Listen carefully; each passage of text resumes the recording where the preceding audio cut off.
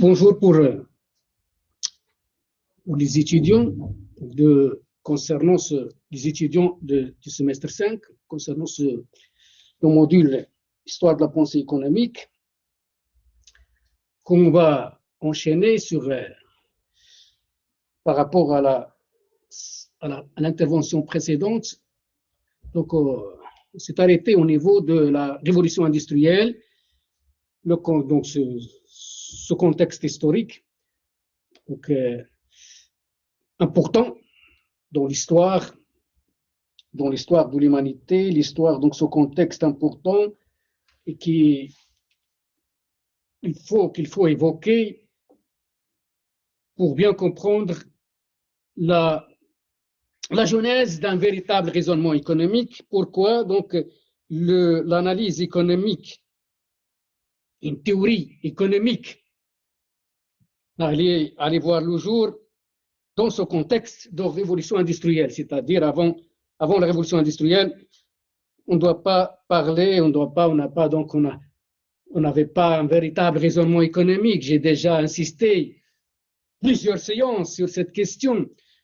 Pourquoi, avant Smith, on ne peut pas parler d'un véritable raisonnement économique, c'est-à-dire que les pensées, les réflexions, les idées qui ont prévalu depuis l'Antiquité chinoise, l'Antiquité grecque, depuis donc le Moyen-Âge, avec la pensée islamique, la pensée chrétienne, même les deux courants, le mercantilisme, les physiocrates, donc ne peuvent pas être considérés comme de véritables théories économiques.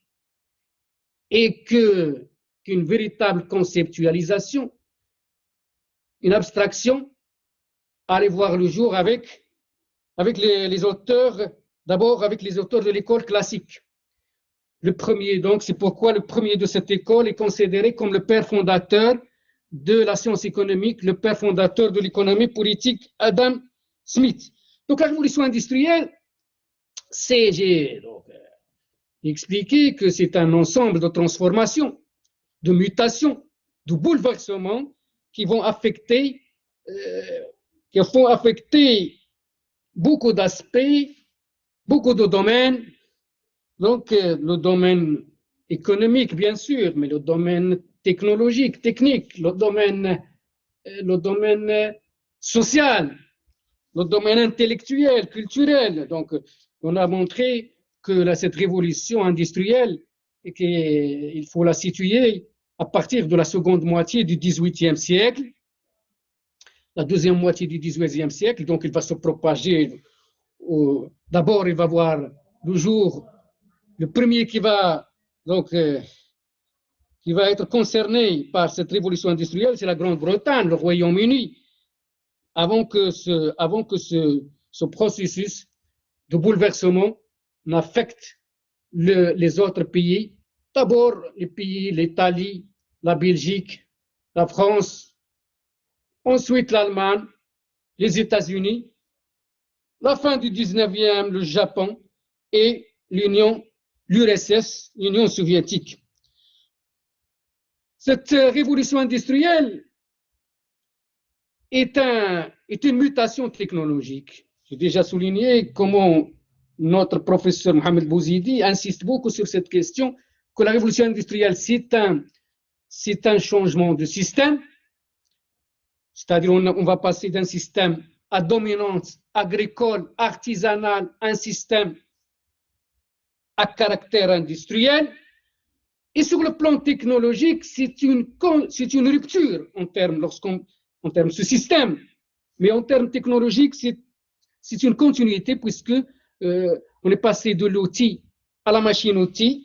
Donc, on va rester quand même dans les aspects techniques, mais on va innover en matière technologique, la machine à vapeur, James Watt, la machine à filer dans le domaine du textile. Donc, les secteurs, on a la première révolution industrielle, c'est les secteurs de la sidérurgie, du textile, de la métallurgie. Ensuite, on aura d'autres révolutions industrielles. Ensuite, après, c'est le telex, c'est les télécommunications, c'est la chimie, c'est l'électricité. Donc, à chaque période, il y a plus tard, ça sera donc aussi le téléphone, plus tard, ça sera donc aussi l'automobile et les autres innovations, et plus tard, ça sera donc Internet, ça sera les nouvelles technologies de l'information et de la communication.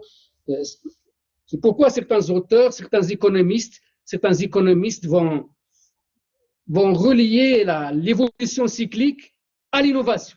Schumpeter, donc, il explique les phases de récession et les phases d'expansion par la question des innovations. Lorsqu'on est en panne d'innovation, on est dans une phase de récession, où il y a donc le problème de chômage, où il y a le problème de stagnation, il n'y a pas la croissance. Mais lorsqu'on arrive à innover, on va redémarrer vers un cycle ascendant, un cycle, une expansion. Et donc, c'est ça, le processus de destruction créatrice. C'est-à-dire, si on n'innove pas, donc il n'y aura pas de croissance économique. C'est pourquoi on considère que l'année 1993-94, c'est un cycle ascendant, c'est une expansion qui est due à l'invention et aux innovations dans ce domaine des nouvelles technologies de l'information et de la communication. C'est-à-dire c'est Internet, les technologies de la communication expliquent largement cette reprise de la croissance depuis 1994-93, après de longues années de récession.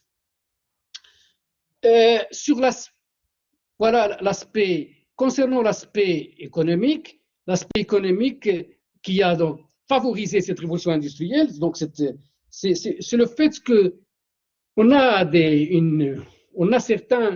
certains capitalistes, donc ceux qui disposent des capitaux, donc les capitaux qu'ils ont pu avoir grâce au commerce, grâce à l'implication dans certains secteurs, l'agriculture, l'artisanat. Ils vont, dans ce contexte de révolution industrielle, donc ces ressources financières seront affectées au secteur industriel, à l'achat des machines. Donc, en tant que capitaliste, on va s'impliquer, orienter les ressources financières vers le secteur industriel. Il n'y a pas que les investisseurs privés. L'implication de l'État a été importante dans ce processus, donc dans l'implication à travers le secteur financier, le secteur bancaire, l'implication directe de l'État a été aussi importante dans le financement de l'industrialisation dans les pays européens et aussi dans d'autres pays non européens, le Japon, les États-Unis. Et donc, ces capitalistes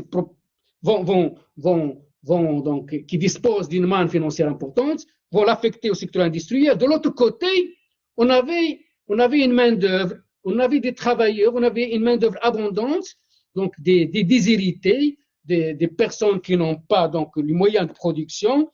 Ils disposent de leur force du travail, donc pour survivre, sont obligés de vendre cette force du travail, d'aller chercher du travail pour survivre, surtout qu'on n'avait pas des lois sociales pour les soutenir, il n'y avait pas de la protection sociale, donc une personne qui ne travaille pas va crever de faim, va souffrir, donc il est obligé d'aller chercher du travail, surtout donc il y avait des problèmes, on avait l'exode rural, donc on avait des problèmes au niveau des grandes capitales à l'époque, donc à Londres, à Paris, dans les grandes villes, donc il y avait des problèmes, donc des problèmes de pauvreté, des problèmes de chômage, c'est pourquoi les salaires étaient très bas, et ça fait le bonheur des capitalistes qui veulent maintenir donc ces salaires on est à un niveau plus bas, parce que qui dit salaire bas, dit profit élevé. Donc il y a cet antagonisme, même si les classiques ne parlent pas d'antagonisme, c'est Marx qui va montrer comment il a parlé d'une armée industrielle de réserve, c'est-à-dire c'est dans l'intérêt du capitalisme qu'il y a une armée industrielle de réserve, donc c'est prête à travailler à des salaires très très bas. Donc des salaires qui seront au niveau du minimum vital de subsistance, juste pour que le salarié reproduise sa force du travail. Il va lui donner de quoi acheter le panier alimentaire, reproduire sa force du travail. Voilà, ça. On va voir ça lorsqu'on va arriver aux réactions socialistes chez Marx. On va largement développer ces questions. Donc, et à l'époque, donc voilà le côté économique, le côté social de la révolution industrielle. C'était vraiment, il a été caractérisé ce contexte par la misère, les salaires très bas, c'est-à-dire la misère, la pauvreté, la malnutrition. Donc, on avait le chômage, on avait donc des épidémies, on avait aussi l'habitat insalubre. C'était donc à l'époque, c'était donc l'équivalent de ce qu'on a, les bidonvilles, donc les conditions d'habitat étaient catastrophiques. On fait travailler des enfants qui ont 12 ans, 14 ans. On fait travailler des femmes très âgées, les retenir donc le plus longtemps possible. Donc le capitalisme, vraiment, à l'époque, les capitalistes voulaient des profits, voulaient donc rentabiliser leurs investissements et au détriment d'une autre classe, donc qui a surtout à l'époque, on n'avait pas encore la fin du 18e, la première moitié du 19e, on n'avait pas encore des lois sociales, on n'avait pas encore, c'était vraiment, ils étaient traités comme une main-d'œuvre corvéable, sans défense syndicale, donc il n'y avait aucune loi sociale à l'époque, ce qui fait que l'exploitation était outrancière, une exploitation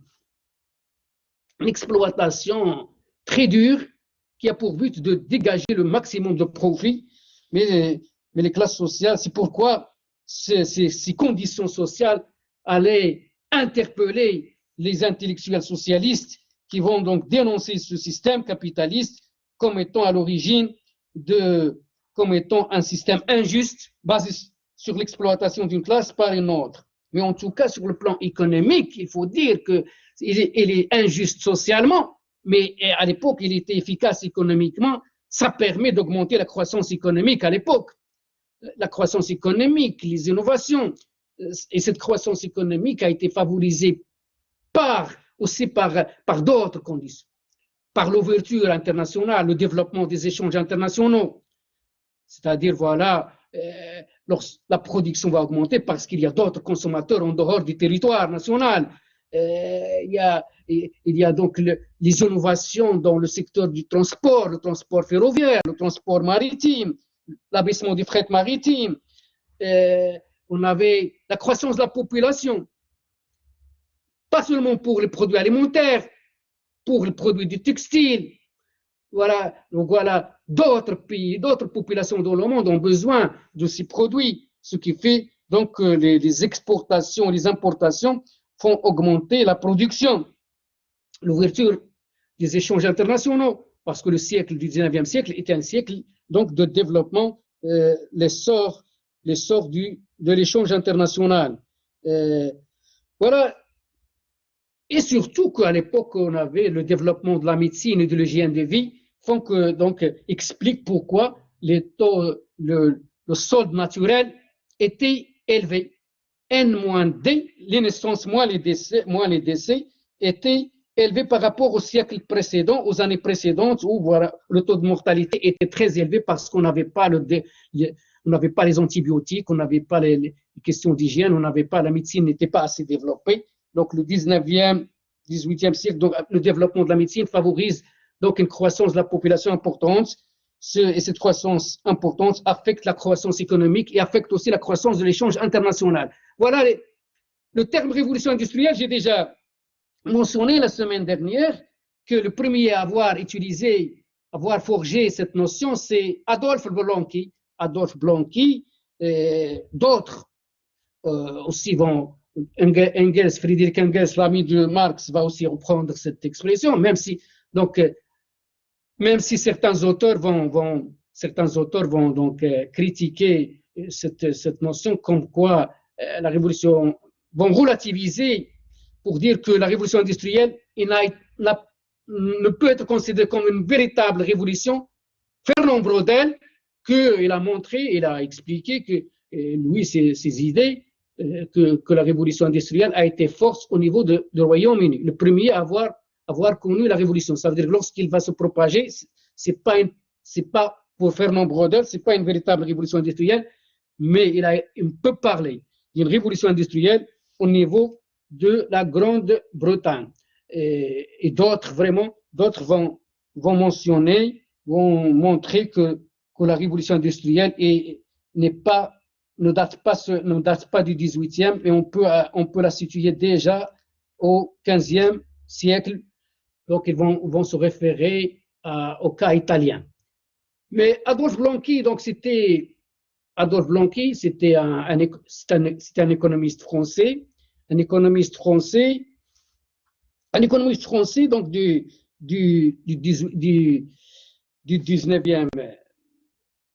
19e siècle. Il a rédigé pendant le 19e siècle. C'était un économiste qui s'intéresse surtout aux questions commerciales. Il était le directeur de l'École supérieure du commerce de Paris. Il va rester directeur jusqu'à la fin de sa vie. Il s'est largement inspiré de Jean-Baptiste Say. Il était membre aussi de l'Académie des sciences morales. Il était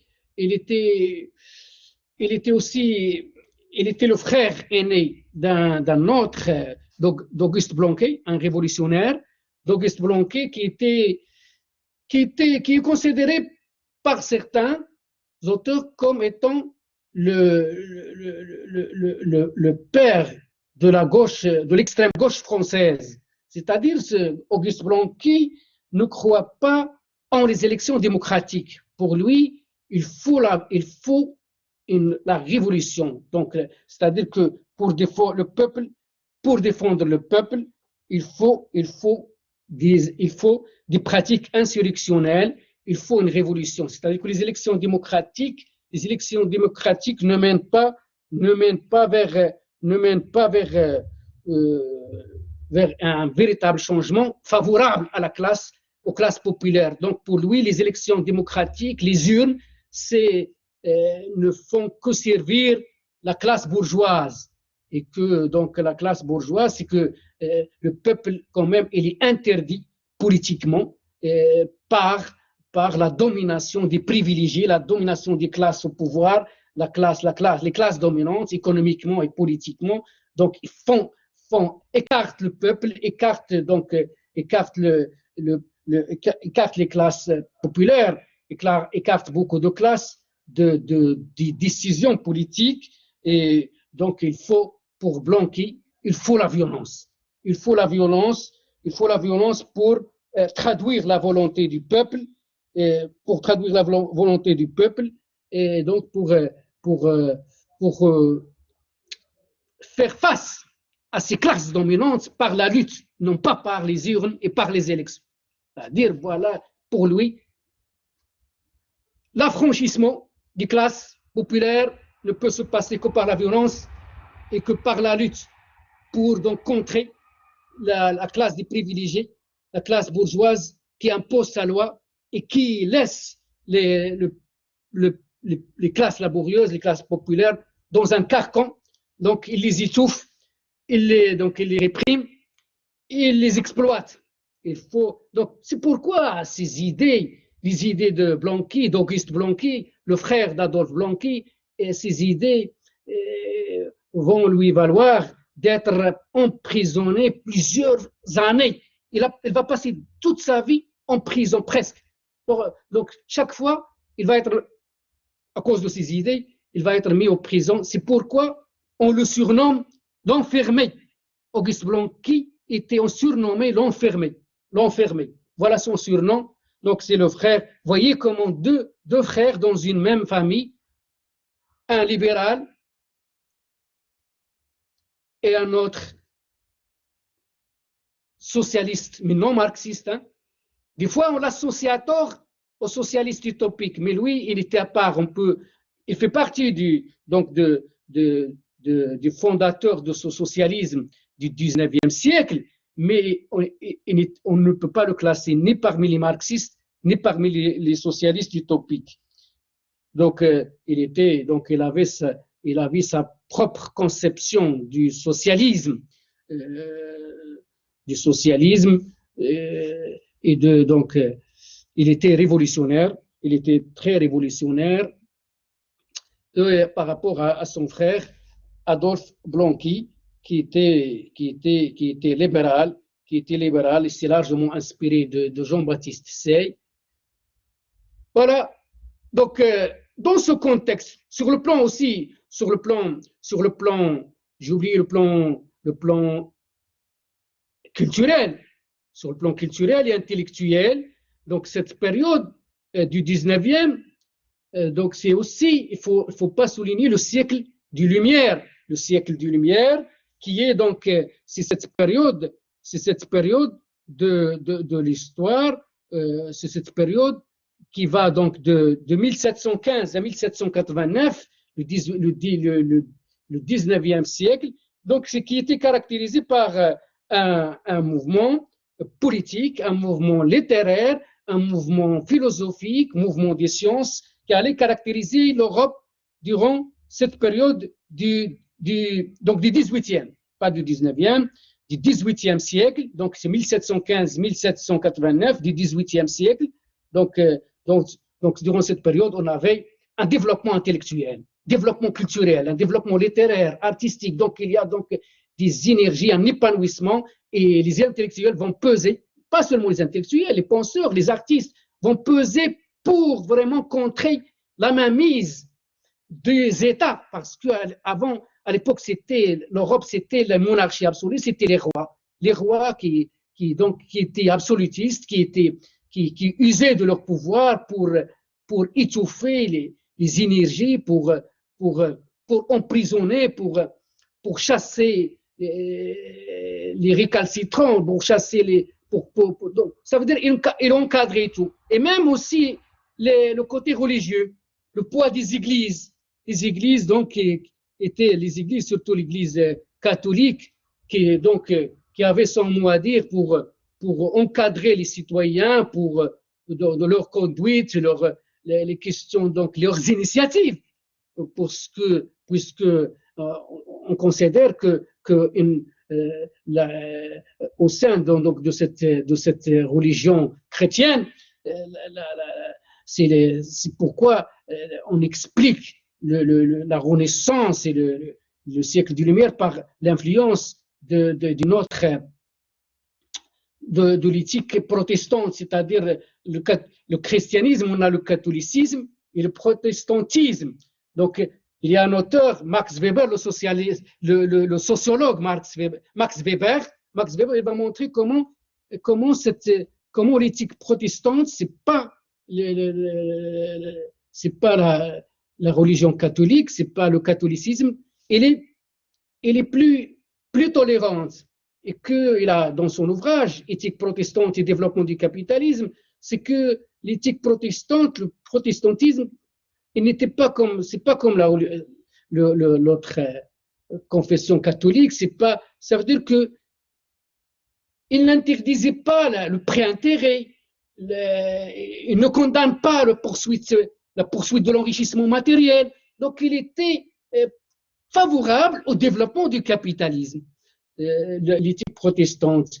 Il ne faut pas confondre le siècle des Lumières avec la Renaissance. La Renaissance, c'est un mouvement artistique, mouvement donc littéraire, philosophique qui a connu l'Europe. Surtout, le premier pays, c'est l'Italie. L'Italie, le 15e siècle, ensuite l'Allemagne et d'autres pays d'Europe. Donc, on va donc redécouvrir les arts et les sciences de la période gréco-latine, l'Antiquité et le Moyen-Âge, la période latine, la période romaine. Et on va redécouvrir les arts, on va redécouvrir les sciences, la philosophie durant cette période donc qui suit juste après le Moyen-Âge et qui précède les temps modernes. Donc, c'est ça la Renaissance. Donc, le premier qui a utilisé cette expression, c'est le peintre Vasari, l'italien, donc, qui va utiliser cette expression de Renaissance. Donc, durant cette période de Renaissance, donc durant cette période, donc il va caractériser cette période du 15e, 16e siècle, 15e, 16e siècle. Donc, il y avait aussi cette période coïncide avec beaucoup d'événements. C'était la période où quand même il y aura une prise la prise de Constantinople, l'actuel Istanbul, par les Turcs, ce qui fait que les pays de l'Ouest, l'Europe de l'Ouest, donc aura du problème à avoir il va perdre ce lien avec l'Asie. Cette perte et cette emprise de Constantinople par donc les Turcs va pousser ces pays de l'Ouest, pays européens, donc de comment faire pour accéder à l'Asie. Donc ça va favoriser de nouvelles redécouvertes, d'aller découvrir le monde, ce qui fait que ça va favoriser le développement du transport maritime. Et pour redécouvrir, donc voilà, donc cette période, donc il faut bien comprendre le siècle des Lumières et la Renaissance, donc ce côté culturel, cet affranchissement de la mainmise, de l'influence des États et des religions, l'Église, l'État et l'Église qui vraiment avaient fait leur domination durant une longue période en Europe, donc 18e siècle, depuis le 18e siècle, donc il y aura donc cet affranchissement, on aura la Révolution française, on aura d'autres révolutions, des lois sociales qui seront adoptées, des conquêtes sociales pour la classe ouvrière, en matière de congés payés, hausse des salaires, le rôle syndical, on va créer des syndicats qui vont défendre la cause ouvrière. Donc il y aura donc plus tard, il y aura la séparation entre l'État et la religion, ce qu'on appelle la laïcité. La laïcité en France depuis 1905, c'est-à-dire que les décisions publiques ne doivent pas être influencées par le côté religieux. La séparation entre l'État et la religion. Voilà, c'est ça la laïcité. C'est-à-dire les affaires religieuses doivent relever des affaires individuelles et non pas publiques. Le contexte historique, c'est très important. Voilà ma méthodologie. Dans ce contexte, donc on aura, donc dans ce contexte, il y aura des théoriciens. C'est dans ce contexte que des théoriciens en économie vont rédiger leurs apports. Et dans ce contexte, donc c'est dans ce contexte que des auteurs classiques vont développer leurs analyses. Cette école classique est composée de plusieurs économistes. C'est pas comme les physiocrates, on n'avait que des auteurs français. L'école classique, on a des auteurs français, mais on a surtout les plus éminents sont des auteurs britanniques. Je ne dis pas anglais parce que le Royaume-Uni, c'était pas seulement l'Angleterre, c'était l'Écosse, c'était l'Irlande, c'était parce que Adam Smith, c'est pas anglais, il est britannique, mais c'est un Écossais, d'origine écossaise. On a David Ricardo, c'est vrai qu'on va voir comment il est d'origine, ses parents sont originaires du Portugal, sont des juifs portugais. Ils vont immigrer d'abord aux Pays-Bas, ensuite ils vont s'installer en Angleterre. On a Thomas Robert Malthus, c'est un Anglais, donc Thomas Malthus, Robert Malthus, David Ricardo, Adam Smith, c'est des Britanniques. Les Français, Jean-Baptiste Say, Frédéric Bastiat. Et des fois, on ajoute aussi John Stuart Mill et d'autres dans cette école, mais Adam Smith, donc l'école classique, c'est une école caractérisée par, considérée comme une théorie libérale. Donc les idées communes pour tous les auteurs, c'est ça. Donc le libéralisme, le côté libéral, un rôle très réduit de l'État, un rôle minimal, c'est-à-dire la conception de l'État gendarme. L'État ne doit pas s'impliquer dans les affaires économiques. L'État doit recentrer ses missions au niveau du maintien, des fonctions du maintien de l'ordre public, la paix civile et la sécurité extérieure, la police, la justice et la défense nationale. Donc, en dehors de ces missions, pour les classiques, l'État ne doit pas intervenir. Tout ce que l'État donc doit faire est de ne rien faire. L'État gendarme, c'est pas le gendarme comme chez nous, c'est le gendarme économique, État qui veille sur l'ordre public. Il y a un courant politique, le courant minarchiste, mais c'est pas anarchiste, minarchiste, courant idéologie politique qui est proche, qui s'est inspiré de pas mal d'auteurs classiques, notamment de Frédéric Bastiat, donc il appelle l'État, il considère l'État comme un veilleur de nuit. L'État veilleur de nuit. L'État, donc ils veulent que l'État, vraiment, ils critiquent trop le rôle de l'État, ce courant minarchiste, c'est-à-dire l'État, par ses interventions, fausse le jeu. C'est-à-dire l'État fausse le jeu, l'État fausse le jeu économique, et l'État il peut être à l'origine de distorsion, de détournement de sa mission, c'est-à-dire que ceux qui ont les fonctions politiques, donc doivent assumer ces fonctions uniquement dans le seul souci d'assurer les missions régaliennes de l'État.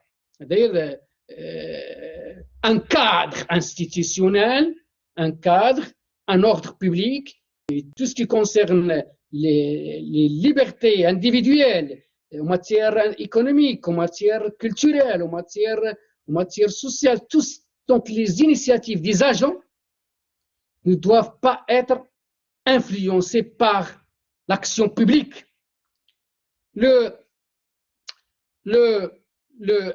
Donc voilà, on a d'autres points communs pour tous les auteurs. Voilà, lorsqu'on parle d'école classique, il y a, c'est vrai, des fondamentaux qui unissent, qui lient les auteurs, mais il y a des particularités pour chaque auteur.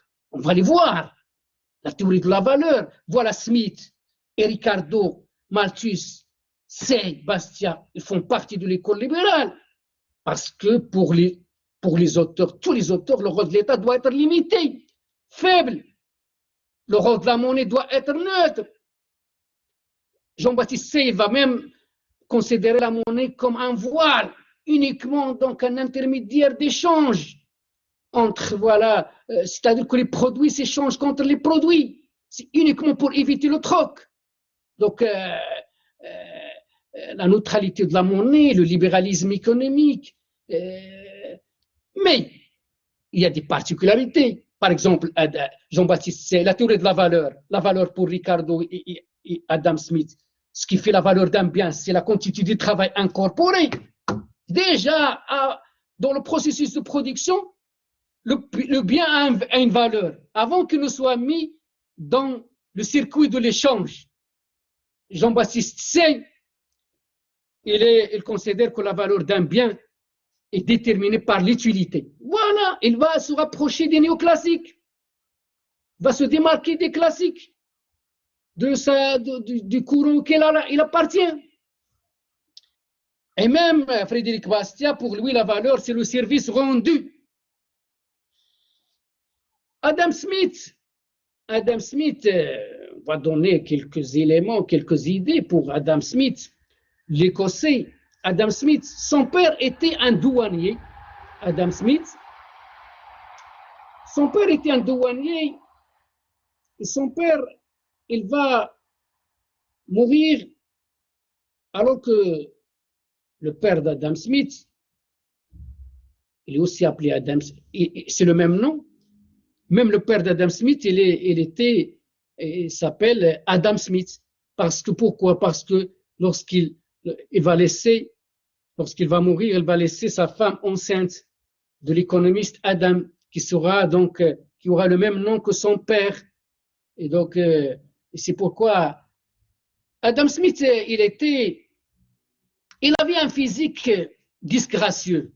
C'est pas moi, c'est dans beaucoup d'ouvrages, il évoque cette question comme quoi il était très faible physiquement. Il avait beaucoup de problèmes physiques. D'ailleurs, ces défauts physiques vont lui sauver la vie, puisque à l'âge de 4 ans, il va subir un enlèvement par une bande de voleurs, donc bande de voleurs à la tire, parce qu'ils veulent donc le récupérer pour que plus tard il sera voleur, il va faire partie de cette bande. Mais après quelques jours, ils vont constater qu'il est physiquement, ne va pas faire l'affaire.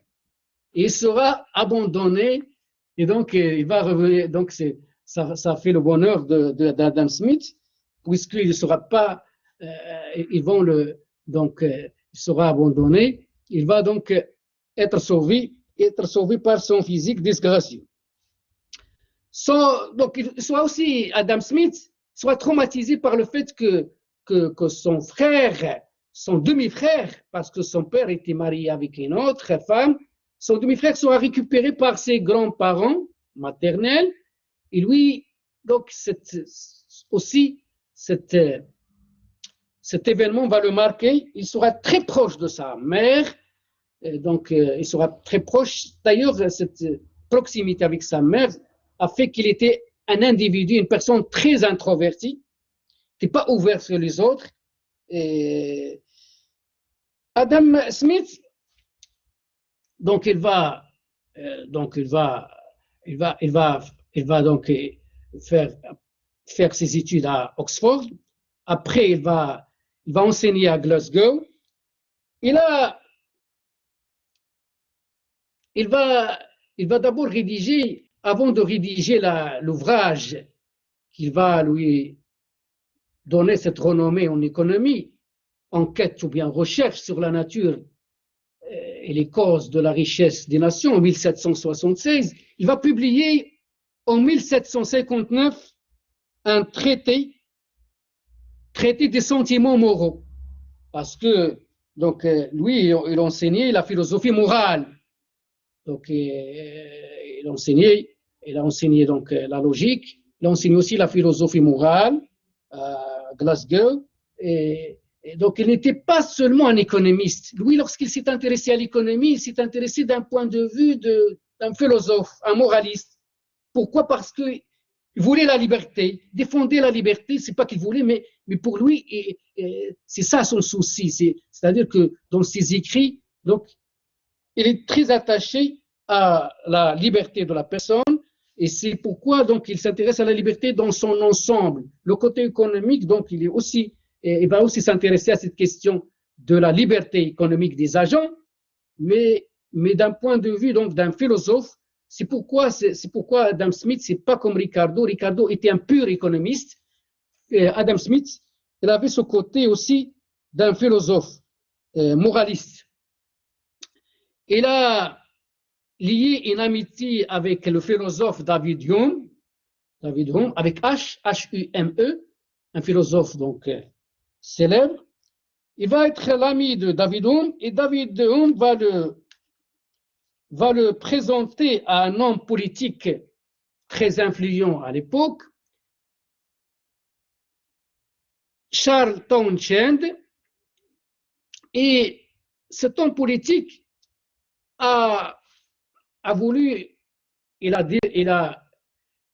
a une femme, il a épousé une femme qui a des enfants avec un autre homme. C'est-à-dire qu'il voulait envoyer ses enfants et les éloigner, parce que ce ne sont pas ses enfants, ce sont les enfants de sa femme, qu'il a eu dans un autre mariage, un précédent mariage. Il voulait donc éloigner ses enfants. Il va charger Adam Smith d'être le précepteur. Le précepteur, c'est quoi le précepteur? C'est un homme adulte qui accompagne un jeune ou des jeunes pour faire un grand tour en dehors de l'Angleterre, aller visiter d'autres pays européens, parce que pour les Anglais, la noblesse anglaise à l'époque, ce grand tour il fait partie de l'instruction du jeune. La bourgeoisie, la noblesse pratique le grand tour, le voyage qui instruit, le voyage éducatif. Donc, moi, j'ai fait une thèse de doctorat sur le tourisme et le développement durable au Maroc, et j'ai traité de façon détaillée cette question des grands tours, parce que l'expression tourisme vient de ce grand tour, tourisme. Et c'est vrai que j'ai traité cette question de la classe aristocratique anglaise qui fait ce grand tour, donc ça fait partie de l'éducation des enfants et des jeunes. Donc, et Adam Smith va être chargé d'être le précepteur, celui qui va accompagner l'un des enfants de la femme de cet homme influent. Et Adam Smith qui rêve de Paris, mais dans un premier temps, il va se retrouver surtout à Toulouse. À Toulouse, cette ville française qui était à l'époque en déclin, qui était traumatisée par l'affaire Calas. L'affaire Calas à l'époque, Calas était le nom d'un commerçant protestant qui va être accusé de l'assassinat de son fils. Pourquoi? Parce que son fils s'est converti au catholicisme. Et son père, attaché, ne voulait pas que son fils fasse cette conversion. Donc, il était accusé d'assassinat, mais il a été exécuté. Et Adam Smith, après, il va être à Paris, mais il va assister aussi à une scène dramatique lorsque le frère de celui dont il est chargé de faire le précepteur va être assassiné sous ses yeux. Donc, il va quitter Paris, il va revenir en Écosse, et donc il va rédiger. Les autorités à l'époque lui ont proposé la chaire d'économie politique, c'est-à-dire d'avoir ce grade, la fonction donc d'être un grand professeur, mais il a demandé autre chose. Il voulait être comme son père, un douanier. Après, il va laisser tomber toutes ses fonctions pour se consacrer à la rédaction.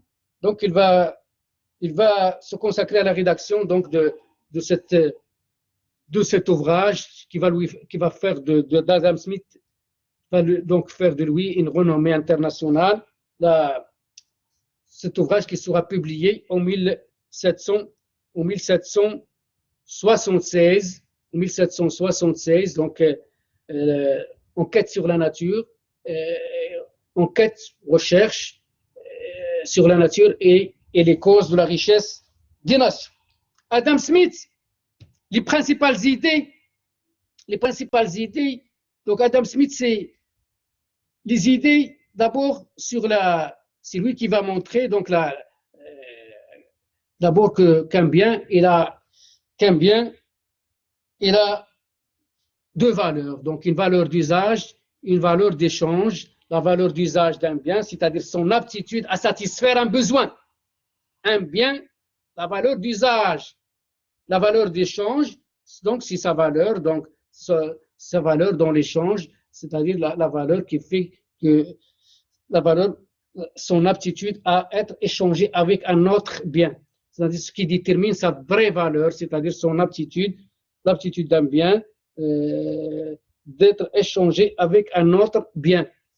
Et Adam Smith, lui aussi, il considère que la valeur d'un bien provient du travail. Ce qui fait la valeur d'un bien, c'est-à-dire que que ce cartable, ce classeur, il a de la valeur, c'est parce qu'il a nécessité des heures du travail. Donc, ce qui fait la valeur d'un bien, c'est le travail. La valeur provient du travail.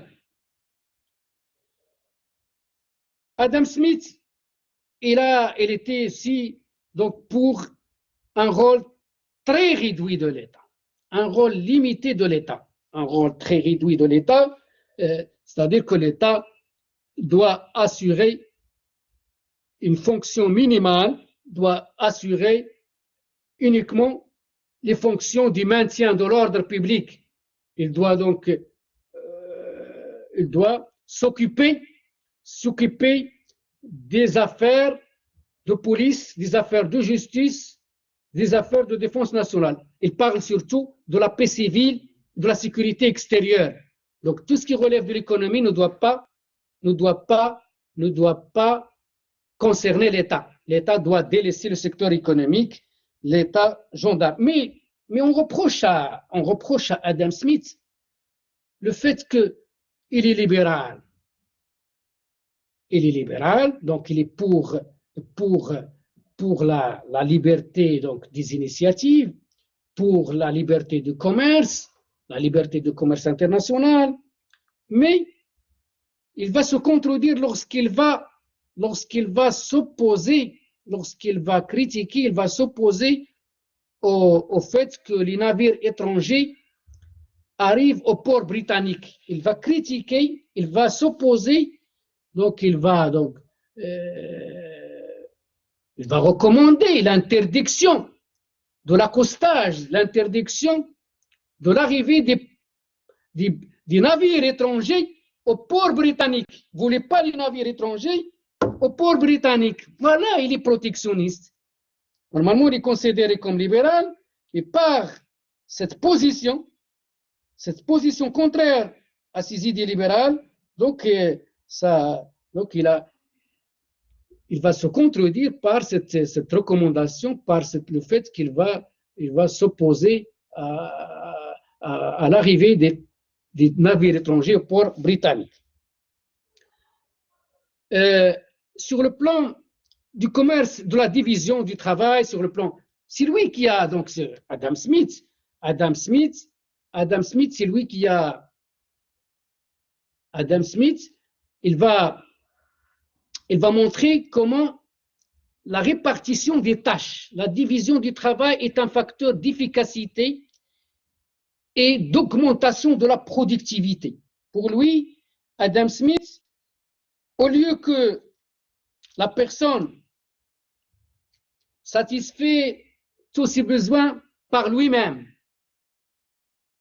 c'est-à-dire au lieu de s'occuper de toutes les affaires, de produire toutes les choses dont on a besoin, il vaut mieux se spécialiser dans une fonction particulière, dans une production particulière, dans une tâche particulière, et laisser les autres s'occuper des autres tâches. Et la satisfaction passe par l'échange. C'est-à-dire, moi, je serai affecté, spécialisé à telle tâche, et les autres besoins, je vais les satisfaire par le recours aux autres. Et pour lui, cette spécialisation dans les tâches est un facteur de productivité, d'efficience. C'est-à-dire que si chacun... Donc c'est pourquoi pour lui, l'intérêt, chacun doit défendre son intérêt. Et l'intérêt global, pour lui, serait maximum. Donc pour lui, c'est pourquoi, pour lui, ce n'est pas une question d'égoïsme, c'est une question d'efficacité. Donc c'est là où il va parler de la main invisible. Donc la main invisible que les intérêts individuels mènent vers l'intérêt collectif et que l'État, qu'il y a une harmonie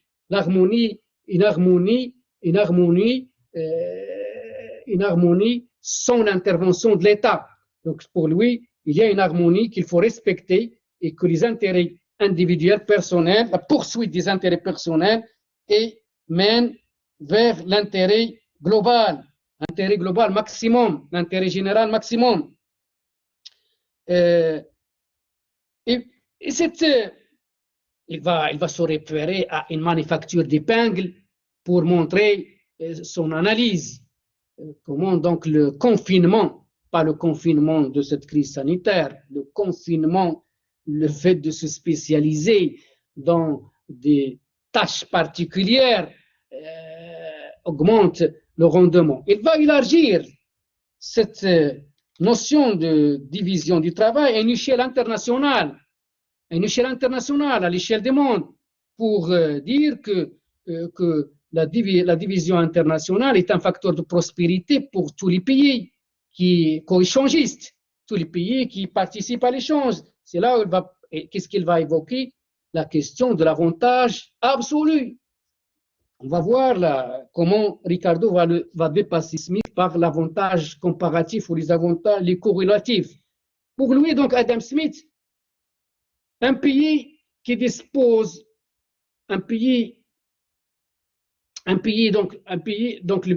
doit se spécialiser dans le produit où il dispose d'un avantage absolu.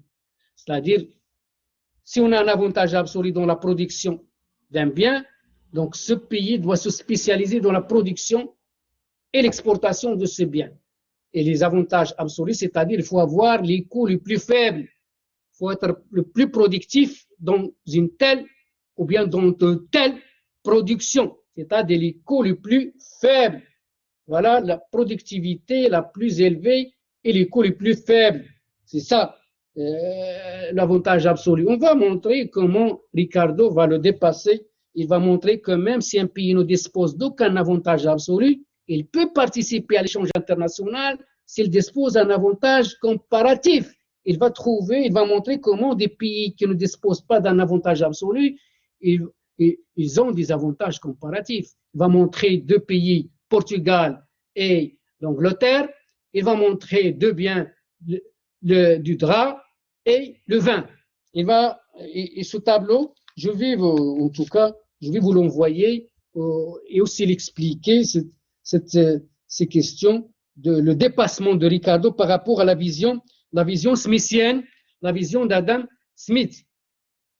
Voilà les idées, les principales idées d'Adam Smith en matière économique. Donc, il a des idées sur l'échange international, des idées sur la division du travail, il a des questions d'efficience, d'efficacité, il a des idées importantes en matière de libéralisme, parce que pour lui, le libéralisme, il va défendre le libéralisme d'un point de vue pas seulement économique, mais c'était aussi d'un point de vue philosophique, moral, la liberté de l'individu.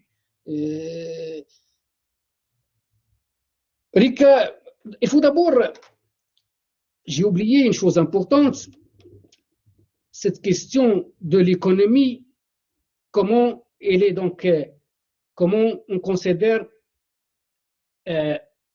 cette rupture paradigmatique, comment la théorie économique allait commencer avec Adam Smith, c'est-à-dire comment le raisonnement économique, c'est avec Smith qu'il faut le situer.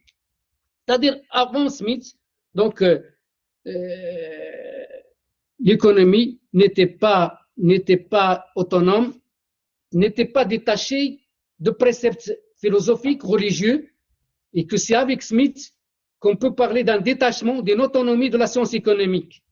Donc, c'est vrai, j'ai montré, on a beaucoup insisté sur cette question, comment les réflexions économiques, il faut aller les chercher dans une atmosphère soit philosophique, soit religieuse, ou bien aussi que les réflexions économiques, les pensées économiques, même chez les courants, n'étaient pas vraiment des abstractions, n'étaient pas des théories économiques.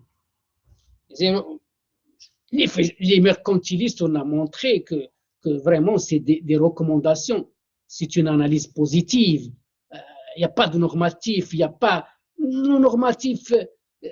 a pas surtout de l'abstraction, c'est pas une théorisation systématique, c'est des banquiers, des commerçants, des industriels, des fonctionnaires qui, à côté de leurs fonctions, vont rédiger des apports donc, pour recommander aux princes, aux rois de l'époque, donc de prendre des politiques économiques fortes pour enrichir la nation.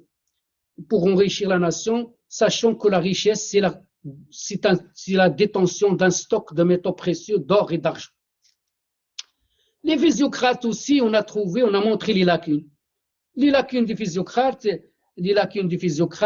on a montré comment les physiocrates, ils se sont limités à un seul secteur, le considérant comme créateur de richesse. Ils ont laissé tomber tous les autres secteurs, les traitant de secteurs stériles, l'industrie, le commerce, l'artisanat. Donc, vraiment, c'est un défaut, c'est une lacune forte. Et surtout, ils étaient considérés comme une secte, attachés à leur vérité. Ils ne sont pas ouverts, donc ils étaient très attachés dans ce château de Versailles, comme conseiller du roi, autour de François Quesnay, le médecin François Quesnay, qui a été largement influencé par sa fonction de médecin. Voilà. Donc, mais, en tout cas, moi, on a trouvé les circonstances atténuantes pour la physiocratie parce que pourquoi ils sont allés vers cette direction, vers l'agriculture? C'est parce que vraiment, il faut considérer les physiocrates comme une sorte de révolte par rapport aux visions mercantilistes. Parce qu'ils vont vraiment s'opposer radicalement aux mercantilistes et pour considérer comme s'ils sont les responsables de la situation du déclin français, du déclin du secteur agricole. Parce qu'ils considéraient que le mercantilisme est responsable de cette négligence, de cette marginalisation du grand secteur dont dispose la France, à savoir l'agriculture. Donc leur vision de la richesse a fait qu'ils n'ont pas donné une importance au secteur productif. Et la France compte un grand secteur agricole qui a été délaissé. C'est pourquoi les physiocrates vont s'orienter vers cette direction pour réhabiliter le secteur agricole. Mais un autre auteur, l'auteur qui fait partie de la physiocratie, mais qui se distingue par certains aspects, et qui pour moi est plus intéressant que François Quesnay, c'est Turgot. Anne-Jacques Turgot, il est pour moi, il est pour d'autres, son implication elle est plus pertinente que François Quesnay. Parce que ses idées étaient opérationnelles. Lui, il est considéré comme physiocratique parce qu'il considère, comme les physiocrates, que le secteur agricole est un secteur qui booste la croissance économique, est un secteur qui augmente la croissance économique. Mais il va se dépasser la physiocratie pour montrer que même l'achat des machines est un investissement important. C'est-à-dire qu'il va donner une importance aussi à l'industrie. C'est pourquoi il est considéré comme un auteur de transition entre la physiocratie et les classiques. D'ailleurs, il était l'ami d'Adam Smith, Turgot. Il était l'ami comme d'Alembert et d'autres. David Hume était l'ami d'Adam Smith. On a déjà montré qu'il était contrôleur général en 1774. Il va exercer cette fonction jusqu'en 1776, où il sera donc écarté parce que donc à un certain moment il y aura une pénurie, une mauvaise récolte de blé, une pénurie. Donc on aura donc des révoltes dans le pays, des émeutes, des révoltes. Donc on appelait ça la guerre des farines. La guerre des farines. Il sera donc et d'ailleurs ça sera même exploité par l'entourage de la cour de l'époque parce que il voulait chercher sa tête. Donc il sera donc limogé, écarté. Et lui, il a fait pas mal de réformes lorsqu'il a été donc haut fonctionnaire. Il a favorisé la libéralisation du commerce des grains. Il a fait donc la libéralisation du commerce des grains. Il a cherché à alléger le marché du travail par la suppression des corvées, par la suppression du Gironde. Les Girondes, ce sont les corporations professionnelles. Donc, il a mis un programme de réforme Il voulait réduire le déficit public. Donc réduire la dette publique. Il va créer une banque d'escompte à l'image de la Banque d'Angleterre, c'est-à-dire une banque qui va être au service de l'État. Voilà le bras droit financier, même s'il voulait quand même que cette banque d'escompte soit indépendante du pouvoir royal. Il voulait qu'il soit privé, donc donc il voulait mettre en place une banque au service de l'État et pour renflouer les caisses de l'État, donc faire des rentrées de ressources, il va développer certains services publics. Il va créer certains véhicules de transport, véhicules légers de transport reliant Paris avec les provinces du Royaume de France. Donc, on a appelé ça les turgotines.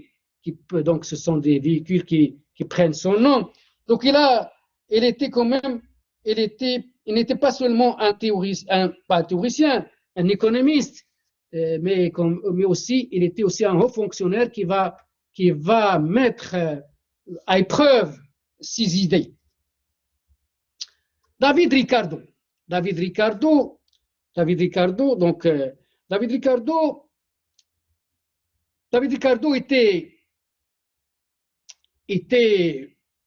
faisait partie d'une famille portugaise. Ses parents étaient portugais, d'origine juive, et David Ricardo, donc cette famille va immigrer aux Pays-Bas. Ensuite, ils vont s'installer en Angleterre. Il fait partie d'une famille de 15 enfants. Il était le troisième d'une fratrie, d'une famille de 15 enfants. Ça ne va pas plaire à Malthus. En tout cas, on va voir ça. David Ricardo, son père était aussi un économiste. Il n'était pas très connu, mais quand même, Isaac Ricardo, son père. Mais son père va refuser d'envoyer son fils David à l'école. Pourquoi? Parce que, en tant que juif, ne voulait pas que son fils soit scolarisé dans des classes où on met un crucifix. Un crucifix, donc c'est la statue de Jésus sur une croix, salib, en arabe salib. Donc, voulait pas que son fils soit scolarisé dans des classes où on a des crucifixes, un crucifix. Donc, voilà, Isaac Ricardo ne voulait pas que David, son fils, voulait pas la religion juive, donc le judaïsme. Donc, ils sont vraiment, il y a des orthodoxes qui sont très attachés et ne veulent pas que son fils mette les pieds dans des classes où l'atmosphère est chrétienne. D'ailleurs, il ne va pas excuser le mariage de son fils. D'ailleurs, à l'âge de 14 ans, il va aider son père qui était agent à la bourse du change de Londres. Mais surtout que David va rompre tout contact avec ses parents. Pourquoi? Il ne va plus voir ses parents jusqu'à sa mort. Pourquoi? Parce qu'il va se marier avec une chrétienne. Et donc ses parents, son père n'a pas toléré le mariage de son fils, ce qui fait que le contact a été rompu à vie avec sa famille, avec ses parents. Et David Ricardo ne va parler avec son père qu'à travers la presse interposée par des articles. Surtout lorsqu'il y aura un débat sur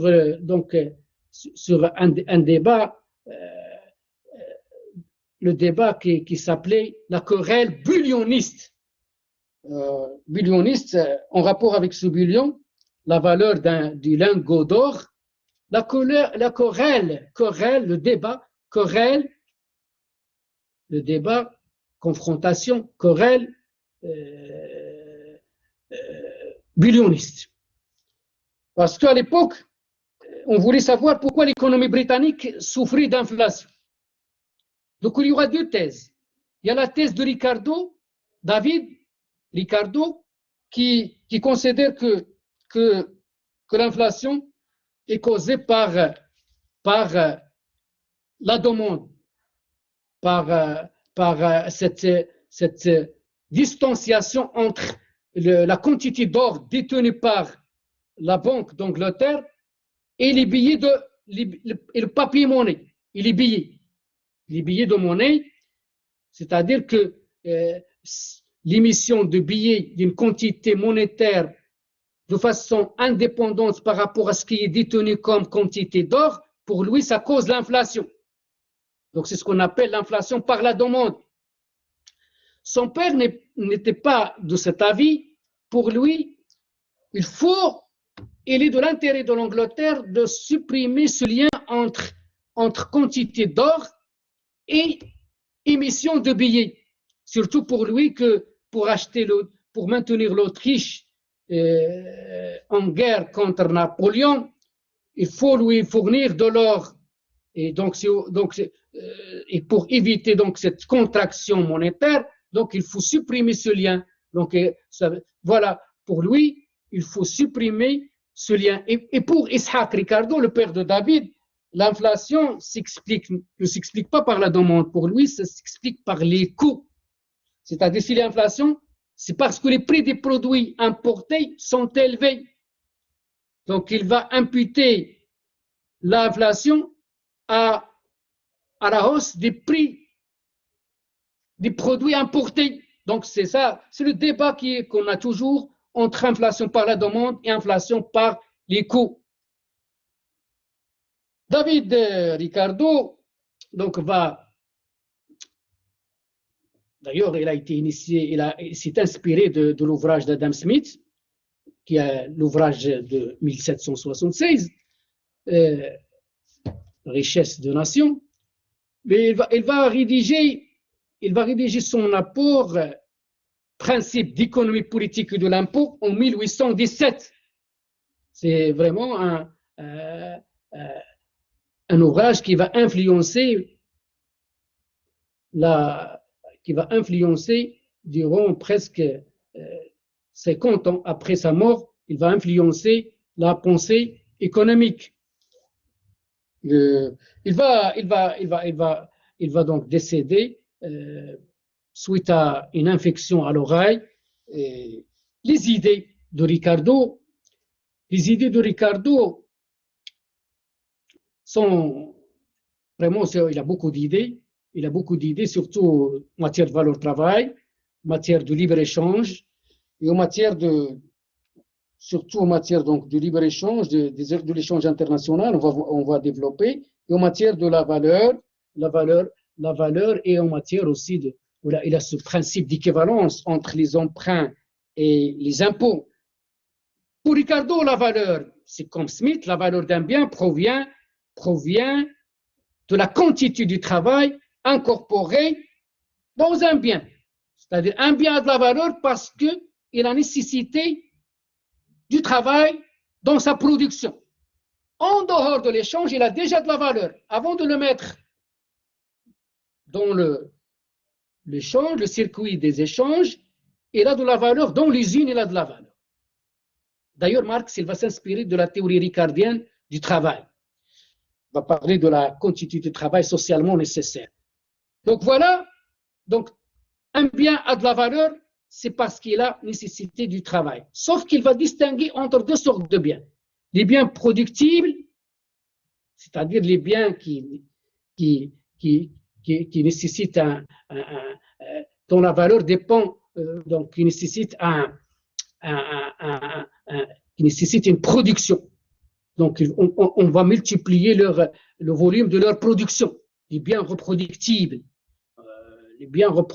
C'est-à-dire il faut les produire en abondance, on peut les produire. On a cette possibilité de les produire.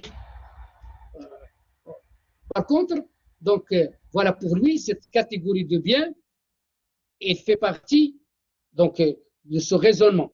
Cette catégorie de biens productibles, donc le principe de la valeur travail s'applique complètement à ces biens-là, les biens reproductifs.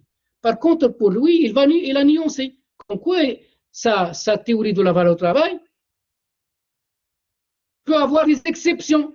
C'est là lorsqu'il s'agit des biens non reproductifs, comme les diamants, les œuvres d'art. C'est-à-dire qu'il y a des biens dont la valeur, dont le prix est très cher parce qu'ils sont rares. On ne peut pas les reproduire. Les œuvres d'art, les diamants, voilà, ils sont rares. Ils sont très rares, donc il ne faut pas les reproduire.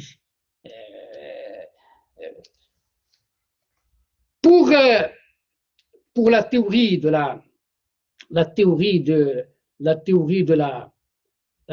libre-échange, la théorie du libre-échange et de la Ricardo, donc il va défendre le libre-échange mondial en tant que libéral. Donc le libre-échange, comme les physiocrates, le libre-échange à l'intérieur, mais surtout il a largement développé cette question du libre-échange mondial.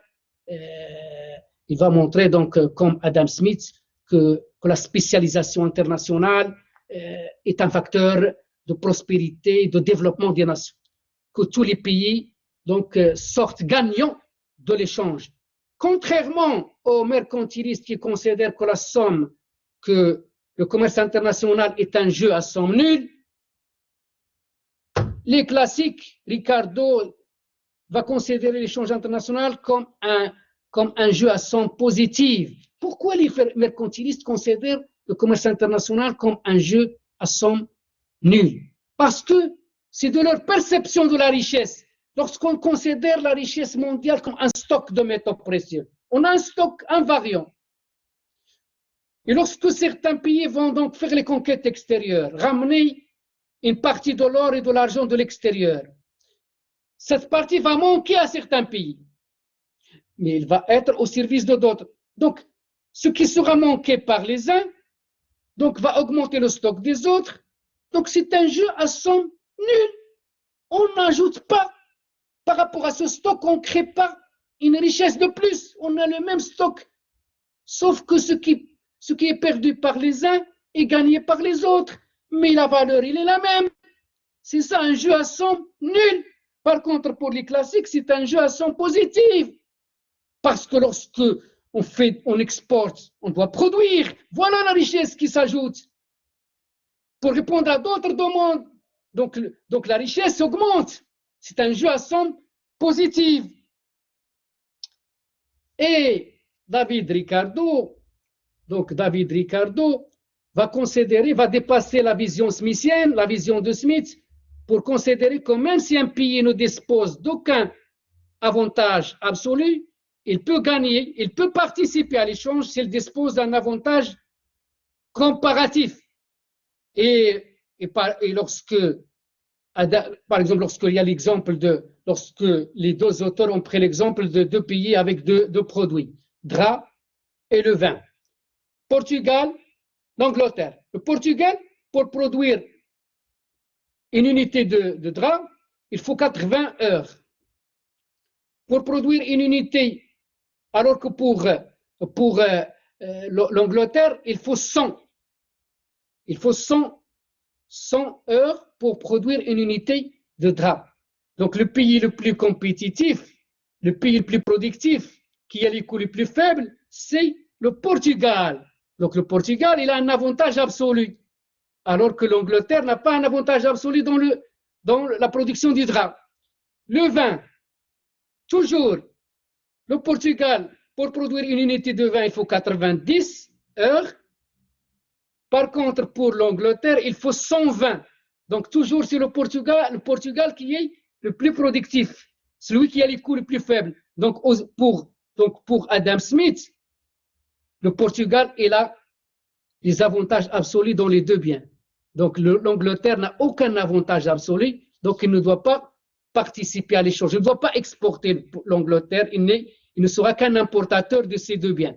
Par contre, Ricardo, il va dépasser Smith pour montrer que même que l'Angleterre est là un avantage comparatif. il va trouver qu'il a un avantage comparatif dans le drap. Donc, dans la production du drap, il va trouver qu'il a un avantage comparatif, c'est-à-dire il va trouver que l'Angleterre a un intérêt à importer le drap anglais et que l'Angleterre a un intérêt à importer le vin portugais. Et donc on va trouver que les deux pays vont gagner, ils auront des unités supplémentaires s'ils restent en autarcie. C'est-à-dire l'autarcie n'est pas favorable à leur situation.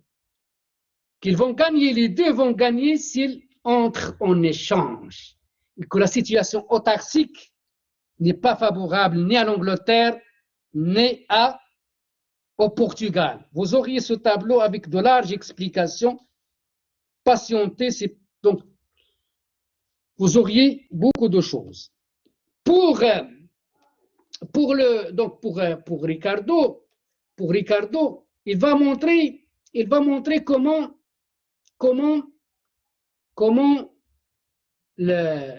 en s'inspirant, en constatant ce qui se passe en Angleterre à l'époque, en Grande-Bretagne, c'est-à-dire comment les propriétaires terriens fonciers abusent de leur position, surtout qu'ils étaient majoritaires dans les instances au Parlement anglais, britannique à l'époque, anglais, et qu'ils abusent de leur position, pour laisser le pays dans une situation parce que des lois étaient votées, les corn-laws, les lois agricoles, les lois fermières, et ces corn-laws interdisaient l'importation du blé. En tout cas, ils limitent l'importation de façon drastique, ils limitaient l'importation des blés. Des fois, on parle d'interdiction totale d'importation des blés. Et pour Ricardo, cette situation nuit au profit et fait le bonheur des rentiers, des propriétaires terriens. C'est pourquoi il pèse au niveau des lois et des législations pour défendre leurs intérêts. Alors que pour lui, les propriétaires terriens font prévaloir qu'ils cherchent l'autosuffisance alimentaire, que par ces lois, on cherchait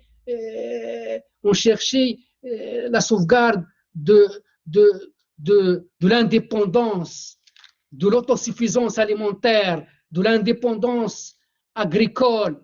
Mais pour lui, ce sont leurs intérêts qu'ils cherchent à défendre et non pas les intérêts de la nation. Qu'est-ce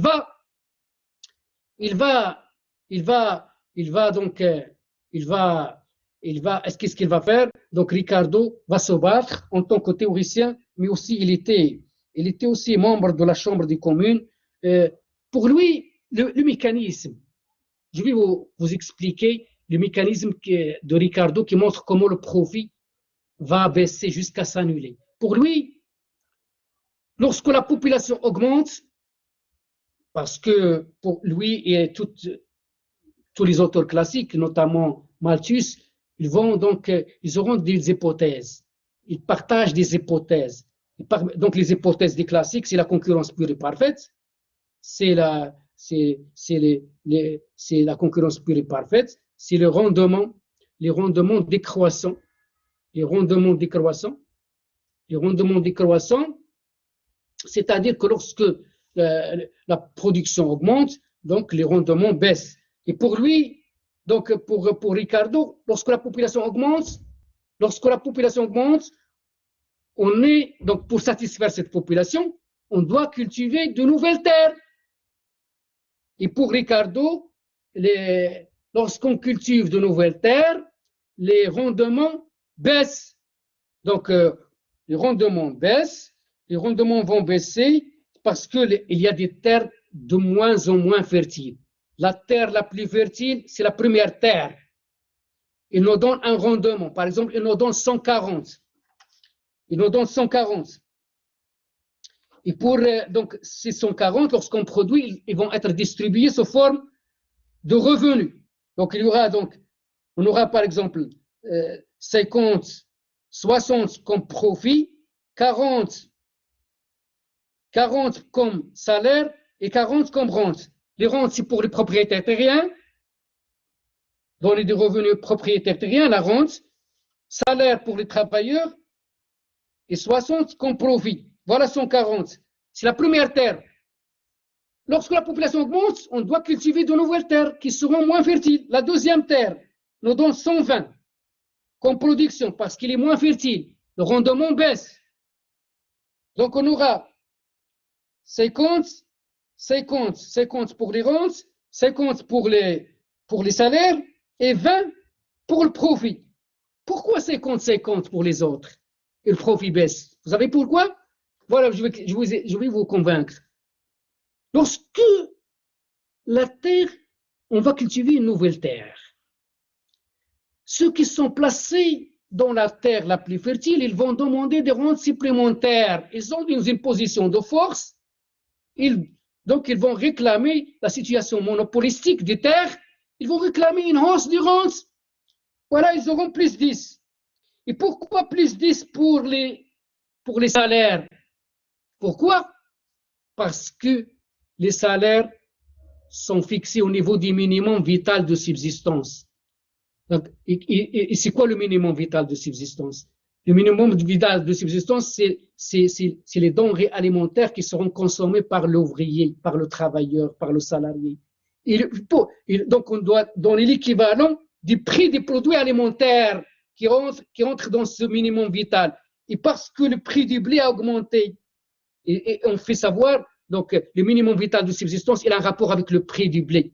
On considère que toutes les denrées alimentaires, c'est le blé qui est important. Donc le prix du blé a augmenté, donc les capitalistes doivent augmenter les salaires pour qu'ils soient au niveau de minimum vital de subsistance. Donc on est passé de 40 à 50. Pourquoi le prix du blé augmente? Parce que le rendement a baissé.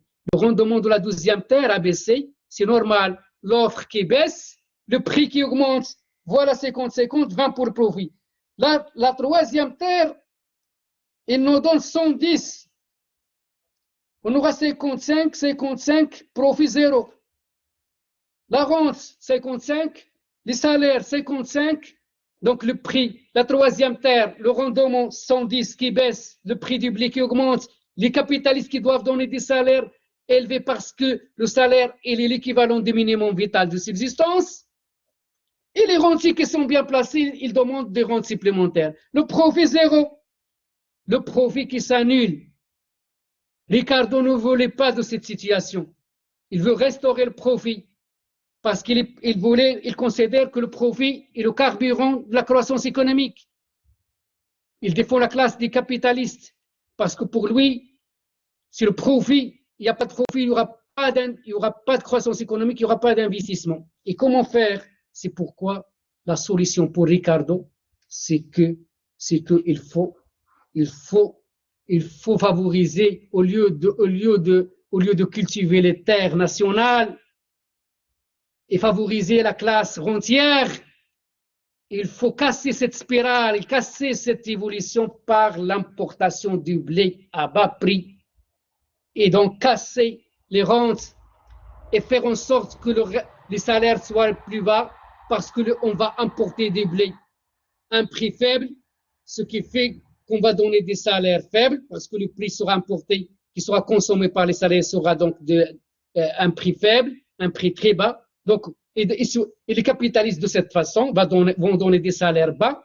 Les rentes, la classe rentière des propriétaires fonciers n'aura plus ce monopole de dicter sa loi, puisqu'on va importer le blé, on n'est pas amené de le cultiver, de le produire sur place, au niveau national, ce qui fait que le profit va être restauré.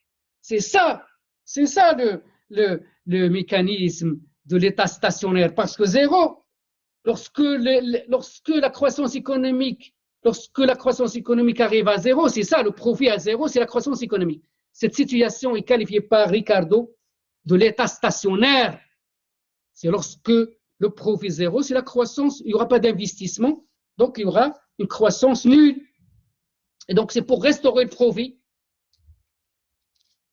que Ricardo allait défendre le libre-échange mondial. C'est ça le mécanisme de l'État stationnaire.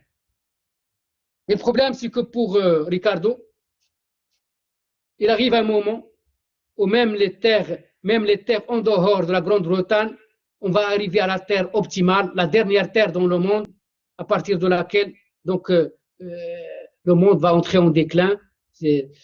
Mais cette hypothèse du rendement décroissant n'a pas, donc c'est une hypothèse qui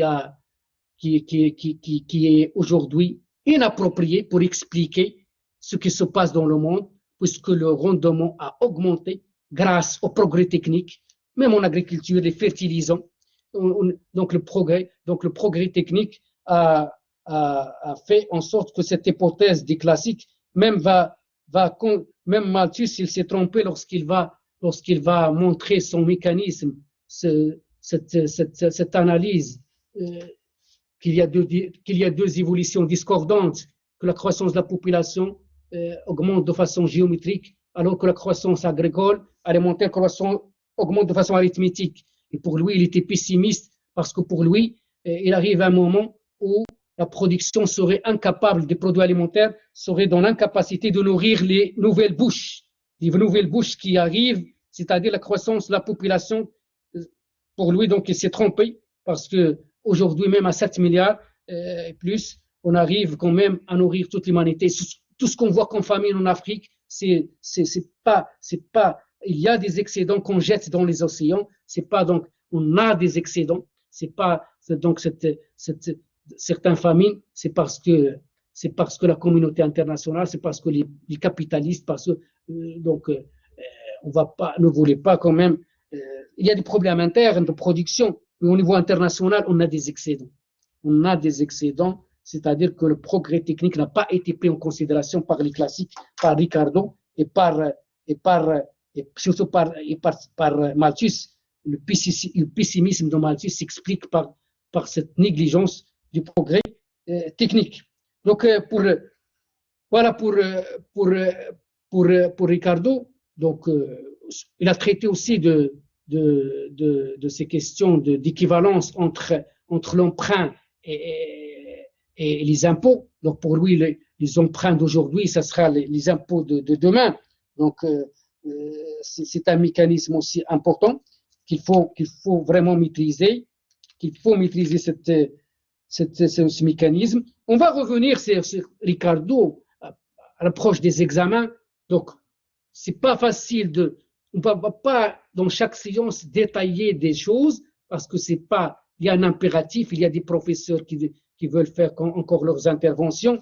Donc, pour moi, j'essaie, au lieu de vous donner les axes, je fais un effort quand même pour expliquer pas mal de choses. Normalement, je dois venir ici, vous donner les axes, vous orienter, mais quand même, lorsque je vois qu'il y a des choses à expliquer, il faut quand même les expliquer. Jean-Baptiste Say est un autre classique, un français. Donc, rapidement, pour ne pas... Jean-Baptiste Say, un français libéral qui a donc... son père était attaché à sa scolarisation. Le père de Jean-Baptiste Say est un adepte du siècle des Lumières. Il voulait que ses enfants se scolarisent bien et affinent et développent leurs études supérieures. Et lui, il a fait des études en mathématiques. Il était actuaire. Il a travaillé dans l'une des grandes assurances à l'époque. Et il a travaillé en tant que directeur de cabinet chez le ministre de Finances à l'époque, à Paris, mais quand même, il va abandonner cette fonction pour intégrer l'armée. Donc, surtout à l'époque, Paris était en guerre, va en Belgique. Et aussi, avant donc, il faut dire que le père de Jean-Baptiste Say aussi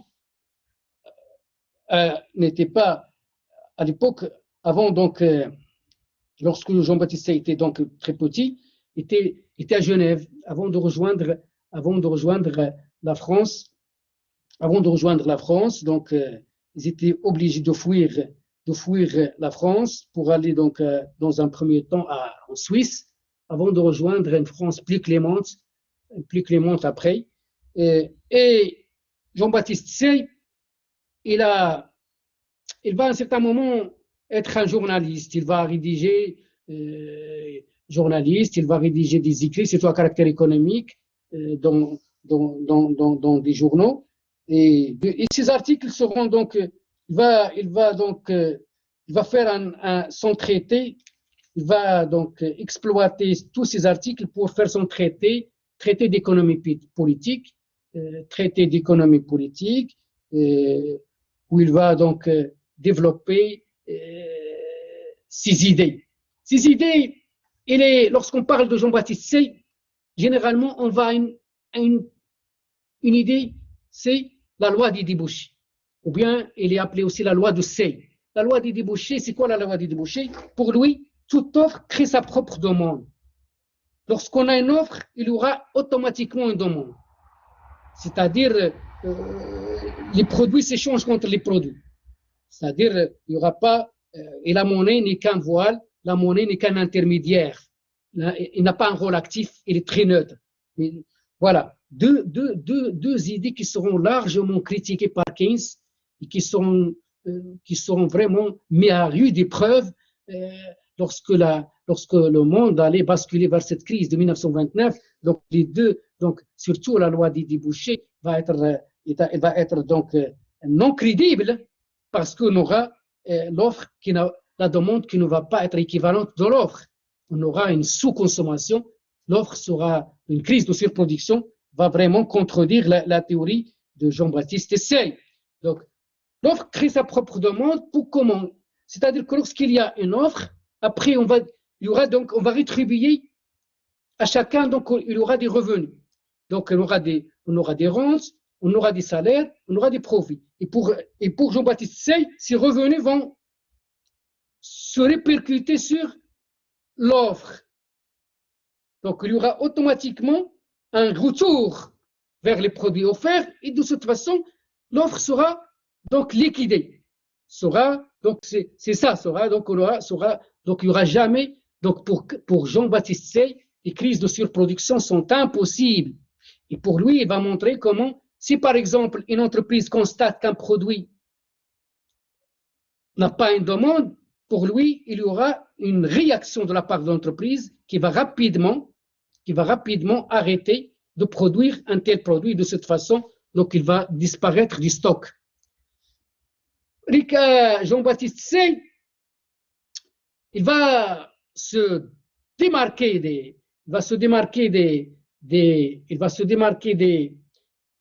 des autres classiques, Ricardo et Adam Smith, sur cette question de la valeur. Pour Jean-Baptiste Say, la valeur d'un bien provient de l'utilité. Un bien, il a de la valeur parce qu'il est utile. Donc Jean-Baptiste Say va montrer qu'un verre d'eau en désert est un verre, donc il est très cher, même s'il n'a pas, donc ce n'est pas une question de valeur. Travail, ce n'est pas le travail, donc c'est parce qu'il est utile. Donc un verre d'eau en désert, il est très cher. On va donner cet exemple. Il est très cher, donc il n'a pas. Donc il va donner cet exemple pour montrer que c'est l'utilité qui détermine la valeur d'un bien. Il y a un professeur, Jacques Vallier, qui enseigne l'histoire de la pensée économique. Dans son ouvrage, il a montré que Smith n'a pas toujours raison. C'est parce qu'il va montrer comment le verre d'eau, c'est pas parce qu'il est utile, mais parce qu'il y a beaucoup de demandeurs dans ce milieu-là, beaucoup de demandeurs de ce verre en désert. Donc, lorsqu'on a une demande élevée, forte, donc c'est normal que le prix augmente. Donc, c'est Jacques Vallier qui est décédé il y a quelques années. C'est un grand professeur qui s'intéresse aussi aux questions de développement du tiers-monde. Donc, à l'époque, on achetait des publications de François Maspero avec Pierre Salama et d'autres. Il a un ouvrage sur l'histoire de la pensée économique, et donc il a mentionné. Donc voilà, Jean-Baptiste Say va vraiment se rapprocher du néoclassique qu'on va discuter plus tard sur la question de la valeur d'un bien. Qu'est-ce qui détermine la valeur d'un bien? Et aussi, concernant Jean-Baptiste Say va montrer aussi une chose importante. Pour lui, il y a une différence entre le capitaliste et l'entrepreneur. L'entrepreneur, ce n'est pas toujours celui qui a les moyens, les capitaux. L'entrepreneur peut être chargé de la direction d'une entreprise et que les capitaux seront considérés comme des services productifs. Donc pour lui, l'entrepreneur, c'est quelqu'un qui achète les services productifs. Les services productifs des capitaux, il va les acheter auprès des capitalistes. Les services productifs du travail, il va les acheter auprès des travailleurs. Les services productifs de terre, il va les acheter auprès des propriétaires terriens. Et pour lui, les revenus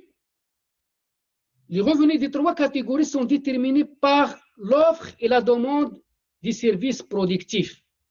Donc, c'est la rencontre, c'est la confrontation, c'est l'offre et la demande des services productifs qui déterminent le niveau des revenus de la rente qui va être donc, qui va au propriétaire terrien, du salaire qui va aux travailleurs et du profit qui va aux capitalistes. Jean-Baptiste Say aussi, aujourd'hui, on commence à parler du développement du capital immatériel, les activités immatérielles. Semel Lem dit le capital immatériel, les questions immatérielles et leur importance dans la croissance économique. Parce qu'il n'y a pas que l'aspect matériel. C'est vrai que la science économique était pendant longtemps prisonnière du secteur de l'économie rurale et industrielle. C'est-à-dire qu'on considérait tout ce qui est matériel comme improductif, les services et tout ça. Mais lui, il a déjà mentionné à l'époque que ce que procurent les médecins, c'est une activité importante, immatérielle. Les peintres, les médecins. Donc ce sont des activités aussi à prendre en considération et il ne doit pas être considéré comme des activités improductives. Frédéric Bastiat, on va voir Frédéric Bastiat, on va laisser Thomas Malthus jusqu'à la semaine prochaine. Frédéric Bastiat est un Français, aussi c'est un Français, né à Bayonne. Bayonne, c'est le sud de la France, pas loin de l'Espagne, l'ouest, le sud-ouest, côté de l'Atlantique. Il va mourir à Rome, donc de la tuberculose. Donc il va 1801-1850. Donc il va mourir à 49 ans. Il était journaliste, polémiste, économiste, puis homme politique français. Bastiat est souvent considéré donc comme un pionnier du libéralisme. Comme un pionnier du libéralisme. Donc il a rédigé un ouvrage, Les harmonies économiques. Pour lui, il était vraiment opposé au protectionnisme.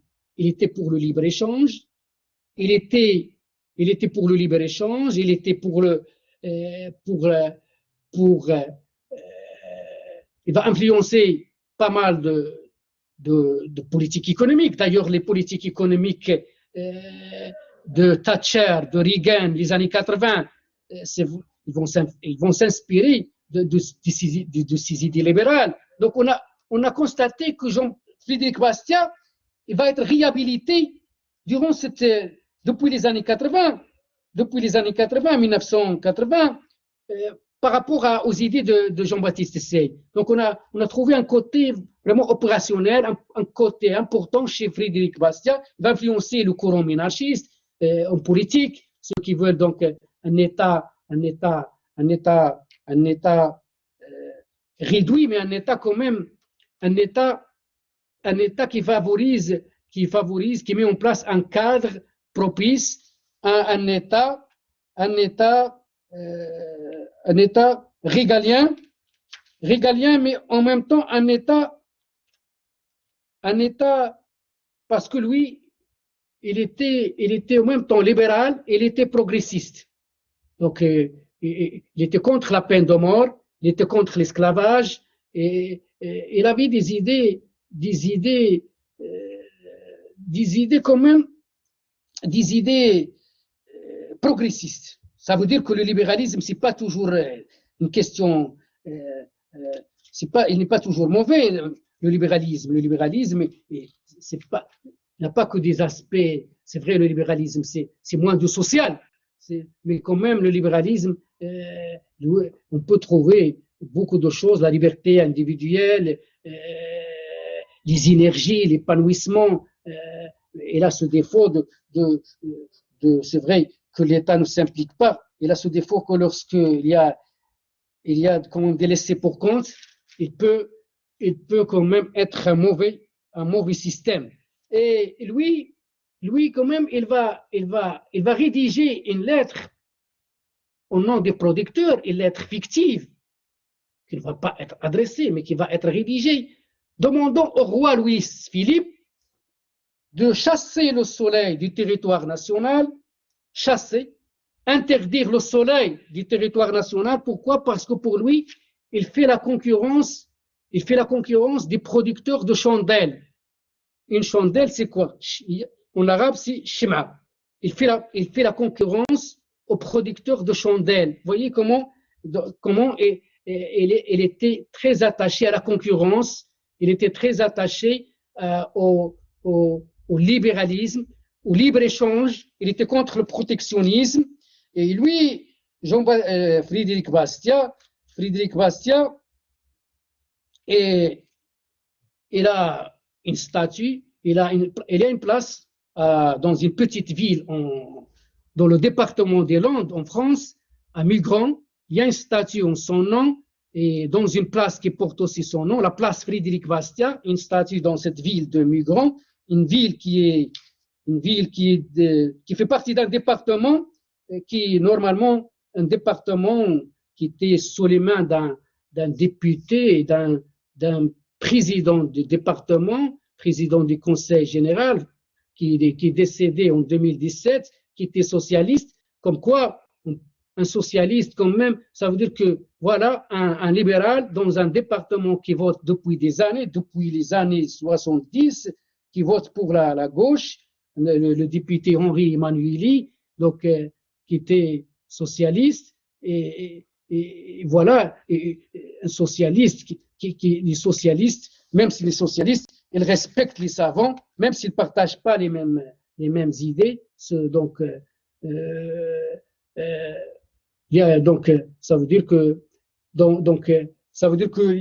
ils travaillent leur pays, même s'ils ont des idéologies différentes. Voilà, si on était si c'était dans d'autres pays, donc on va pas, un socialiste lorsqu'il a le pouvoir, on va détruire des statues pour mettre des statues donc des personnes proches intellectuellement ou bien politiquement. Donc c'est pas le cas dans des pays où il y a ce respect, donc des intellectuels, même s'ils ne sont pas proches politiquement. Voilà donc la semaine prochaine, l'intervention prochaine, il sera consacré, on va traiter, donc il nous reste Malthus, et après Malthus, on va développer les réactions socialistes, le socialisme utopique et le marxisme. Je vous remercie.